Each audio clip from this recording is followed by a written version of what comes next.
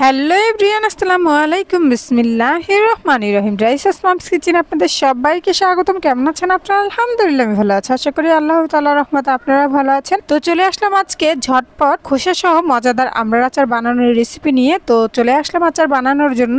তো প্রথমে এখানে কিছু আমড়া নিয়ে নিয়েছি আমি। তো আমড়াগুলো আমি কেটে নিচ্ছি।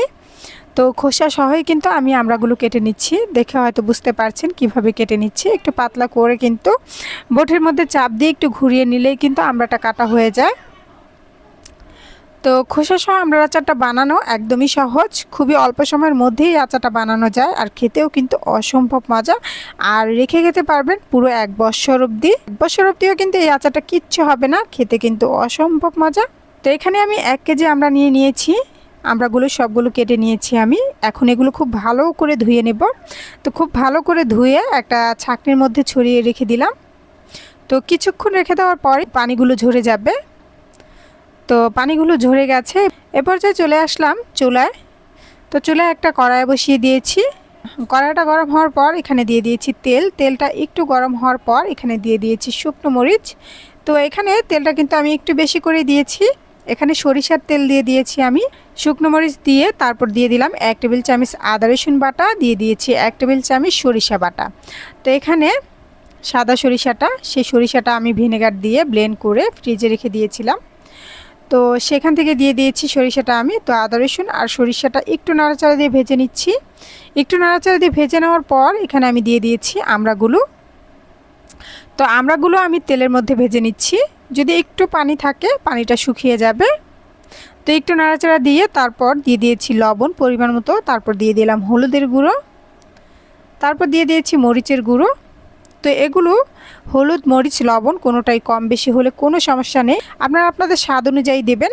তো এই আচারটা বানানো একদমই সহজ আর একদম অল্প সময়ের মধ্যেই কিন্তু বানানো যায়।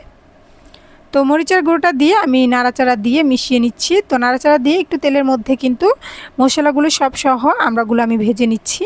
তো একটু ভেজে নেওয়ার পর এখানে দিয়ে দিয়েছি চিনি, পরিমাণ মতো চিনি দিয়ে দিয়েছি। তো চিনিটা আপনারা আপনাদের স্বাদ অনুযায়ী দিবেন। এখানে যে পরিমাণ মতো চিনি দিয়ে তারপর একটু নাড়াচাড়া দিয়ে আমি দিয়ে দিয়েছি ভিনেগার। ভিনেগারটা দিয়ে আবারও নাড়াচাড়া দিয়ে দিচ্ছি। এতে করে চিনি থেকে পানি উঠে যাবে।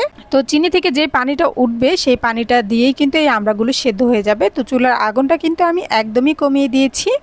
একদম কমিয়ে আমি 15 মিনিট চুলায় বসিয়ে রাখবো। এতে করে আমড়াগুলো খুব সুন্দরভাবে সেদ্ধ হয়ে যাবে। তো আমি একটু নাড়াচাড়া দিয়ে দিচ্ছি। একটু পরপর কিন্তু আমি একটু নাড়াচাড়া দিয়ে দিচ্ছি।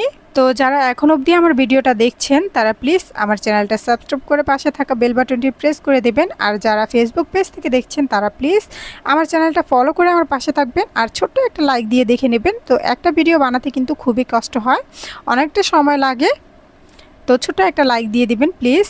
তো আমি নাড়াচাড়া দিতে দিতে দেখুন আমড়াগুলো কিন্তু সেদ্ধ হয়ে গেছে।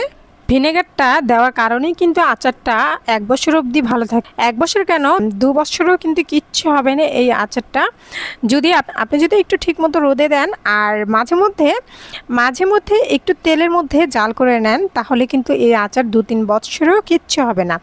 তো আচারটা আমার বানানো হয়ে গেছে। সবশেষে আমি দিয়ে দিচ্ছি 5 ফোড়নের গুঁড়ো। তো 5 ফোড়নটা কিন্তু যে কোনো মুদি দোকানে আপনারা রাঁধুনি 5 ফোড়নের মশলা পেয়ে যাবেন, মানে আচারের মশলাটা পেয়ে যাবেন। এই মশলাটা এনে কিছু শুকনো মরিচ দিয়ে কিন্তু তেলে তারপর কিন্তু ব্লেন্ডারে গুঁড়ো করে কিংবা পাটায় পিষে কিন্তু বক্সে ভরে ডিপ ফ্রিজে রেখে দিতে পারেন। 1 বছরেও কিচ্ছু হবে না, এর স্বাদ গন্ধ সব কিছু কিন্তু একদম ঠিক থাকবে। এতে করে আচার বানানোর সময় ঝামেলাটাও কিন্তু খুব কম হয়। তো আমি সব সময় কিন্তু যখনই 5 ফোড়নটা টেলে নেই তখনই একবারে বেশি করে কিন্তু টেলে তারপর কিন্তু একটা বক্সে ভরে ডিপ ফ্রিজে রেখে দিই। তো আমার আচারটা বানানো হয়ে গেছে, আচারটা আমি নামিয়ে নিয়েছি। তো দেখুন ঠান্ডা হওয়ার পর আচারটা কতটা লোভনীয় হয়েছে, দেখতে যেমন লোভনীয় খেতে কিন্তু অসম্ভব মজা। তো ভিডিওটা এতক্ষণ দেখার জন্য আপনাদের সবাইকে অনেক অনেক ধন্যবাদ। সবাই ভালো থাকবেন। আল্লাহ হাফেজ।